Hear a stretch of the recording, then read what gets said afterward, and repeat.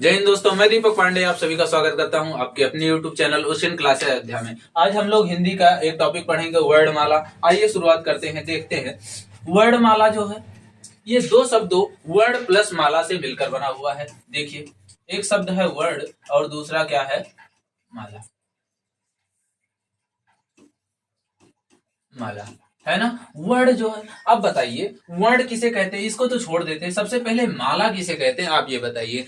जिस प्रकार फूल को एक क्रम में सजाया जाता है और उसकी माला बन जाती है, उसी तरीके से वर्णों को एक क्रम में सजाया जाता है तो क्या बन जाती है? माला बन जाती है। तो वर्णों के क्या बनेगी परिभाषा कि वर्णों के व्यवस्थित क्रम को क्या कहते हैं? वर्णों के व्यवस्थित क्रम को क्या कहते हैं? वर्णमाला कहते हैं। वर्णों के व्यवस्थित क्रम को क्या कहते हैं? वर्णमाला कहते हैं। वर्णमाला कहते हैं। इतनी बात समझ में आई कि नहीं आई? अब देखिए, हम लोग कुछ टर्म देखते हैं। जैसे पहला है वर्ड, हम लोग कहते हैं। दूसरा अक्षर कहते हैं। क्या कहते हैं? अक्षर कहते हैं। और तीसरी बात क्या कहते हैं? ध्वनि कहते हैं।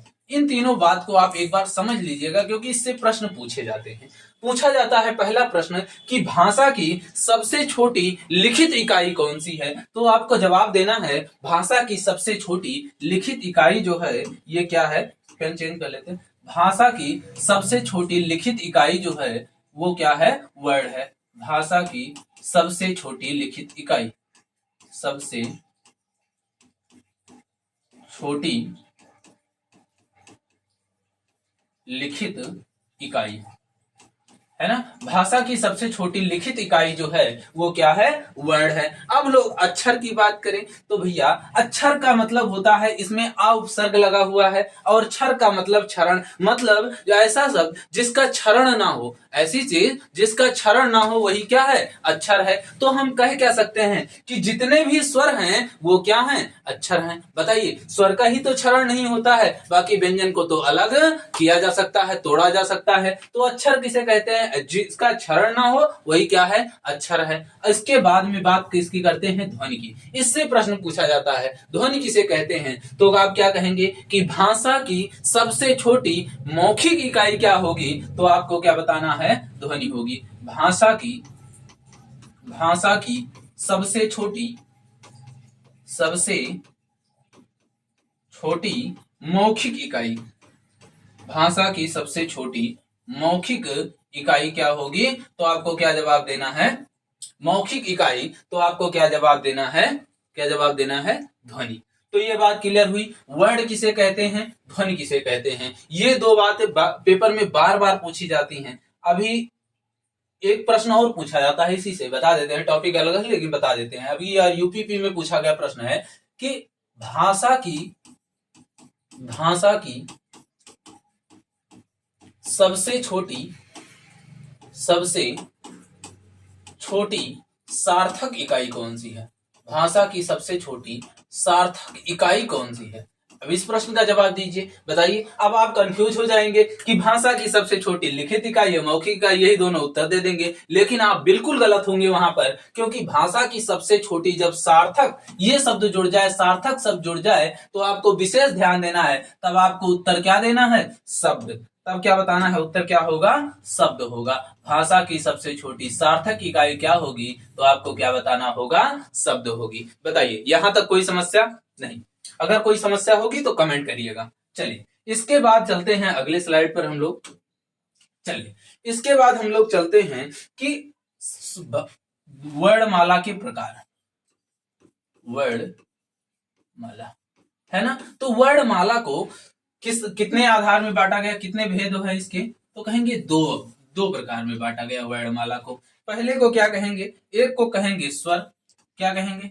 स्वर। और दूसरे को क्या कहते हैं? व्यंजन कहते हैं। क्या कहते हैं? व्यंजन कहते हैं। देखो, स्वर किसे कहते हैं? तो सा से स्वर, सा से स्वतंत्र। ऐसे वर्ड जो क्या हो, जिनको उच्चारण के लिए किसी अन्य ध्वनि की आवश्यकता ना हो, या जिन्हें स्वतंत्रता पूर्वक उच्चारित किया जा सके, वो क्या कहलाएंगे? क्या कहलाएंगे? स्वर कहलाएंगे। बात समझ में आई? तो जो स्वतंत्र है वो क्या है? जो स्वतंत्र हैं वही क्या है? स्वर हैं। जो स्वतंत्र हैं वही स्वर है।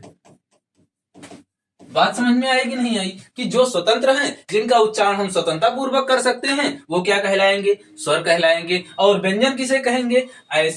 ऐसे वर्ड जिसका उच्चारण हम स्वर की सहायता से करें, वो क्या कहलाएंगे? व्यंजन कहलाएंगे। ऐसे वर्ड जिसका उच्चारण हम स्वर की सहायता से करें,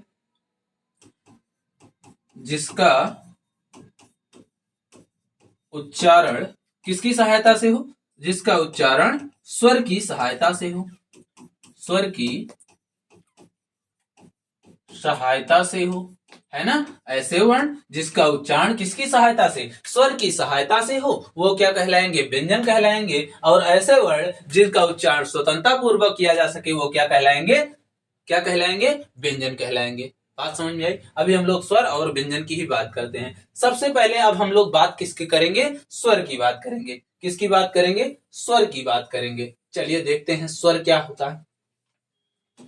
तो सब हेडिंग बना लीजिए, स्वर।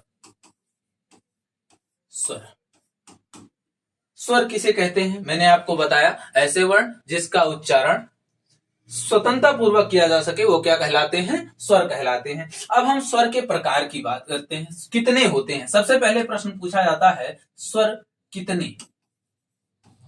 कितने, सबसे बड़ा बवाल तो यही है ना? कितने स्वर? तो कोई कहेगा 10 होते हैं, कोई कहेगा 11 होते हैं, है ना? और कोई कहेगा 13 होते हैं। बताइए, अब 10 हैं कि 11 हैं कि 13 हैं? 10 भी हैं, 11 भी हैं और 13 भी हैं। कब 10, कब 11 और कब 13? आपको उत्तर कब क्या देना है, ये जान लीजिए। तो देखिए, आपको बताना कब 11 है, आपको कब 10 बताना है। जब कोई आपसे पूछ ले कि उच्चारण के आधार पर स्वर कितने, किस आधार पर? उच्चारण के आधार पर, उच्चारण के आधार पर, है ना? उच्चारण के आधार पर स्वर पूछ लिया जाए तो आपको कितना बताना है? कितना बताना है? 10 बताना है। कितना बताना है? 10 बताना है। और कब 10 बताना है? जब आपसे मात्रा के आधार पर स्वर पूछा जाए। किस आधार पर? मात्रा के आधार पर, मात्रा के आधार पर स्वर।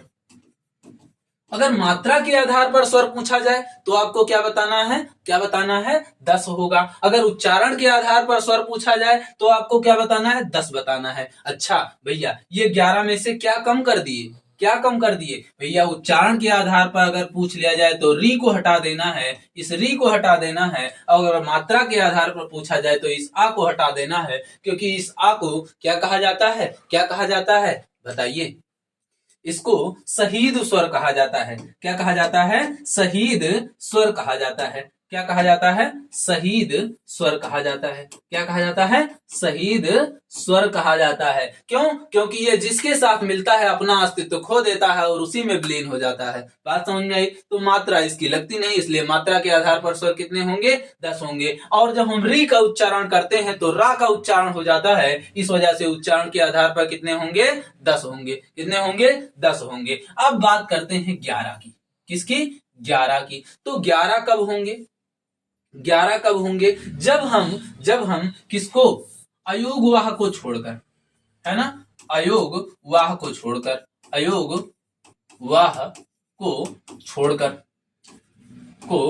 छोड़कर। अच्छा भैया, फिर अयोग वाह में क्या दिक्कत है? क्यों छोड़ देते हैं? तो अयोग वाह होते क्या है, सबसे पहले ये जान लीजिए। फिर छोड़ते क्या है, क्यों है, इसको भी बता देंगे। अयोग वाह, अयोग वाह क्या होते हैं? एक अनुस्वार होता है। अयोग वाह में 2 होते हैं, एक अनुस्वार होता है और दूसरा क्या होता है? विसर्ग होता है। मतलब अंग आहा, है ना? अंग से अंगूर, आहा माने कुछ नहीं, है ना? तो ये 2 होते हैं। सबसे पहले अंग की बात करें, इसको कहते हैं अनुस्वार। क्या कहते हैं? अनुस्वार कहते हैं। और दूसरे आहा को क्या कहते हैं? तो इसको हम लोग क्या कहते हैं? विसर्ग कहते हैं। क्या कहते हैं? विसर्ग कहते हैं, है ना? अंक को क्या कहते हैं? अनुस्वार कहते हैं। आहा को विसर्ग कहते हैं। ये अयोग हुआ। तो होता क्या है, जितने भी स्वर होते हैं उनकी प्रकृति होती है कि ये हमेशा व्यंजन के बाद प्रयोग किए जाते हैं। किसके बाद? व्यंजन के बाद प्रयोग किए जाते हैं, लेकिन इन दोनों की नल्ली प्रकृति है ना। ये क्या होते हैं, कभी कभी तो स्वर के पहले, व्यंजन के पहले प्रयोग होने लगते हैं और कभी कभी बाद में, इसलिए इनको व्यंजन की स्वर की श्रेणी से हटा दिया जाता है। ना तो ये गधा है और ना तो घोड़ा है, क्या हो गए, खच्चर हो गए। तो ना तो ये स्वर है ना तो ये व्यंजन है, क्या है, अयोगवा है। बात समझ में आई। इसलिए अगर पूछा जाए कि स्वरों की संख्या कितनी है तो आपको क्या बताना है, 11 बताना है। किसको छोड़कर, अयोगवाह को छोड़कर। अगर पूछ लिया जाए कुल स्वरों की संख्या कितनी है तब आपको क्या बताना है, 13 बताना है। बात समझ में आई कि नहीं आई, यहां तक कोई दिक्कत हो तो बताइए, बताइए। इसके बाद अगली वीडियो में हम लोग मिलेंगे। जय हिंद।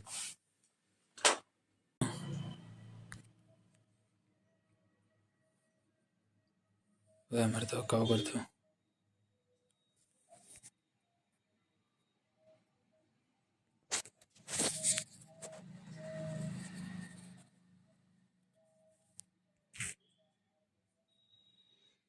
ओ यार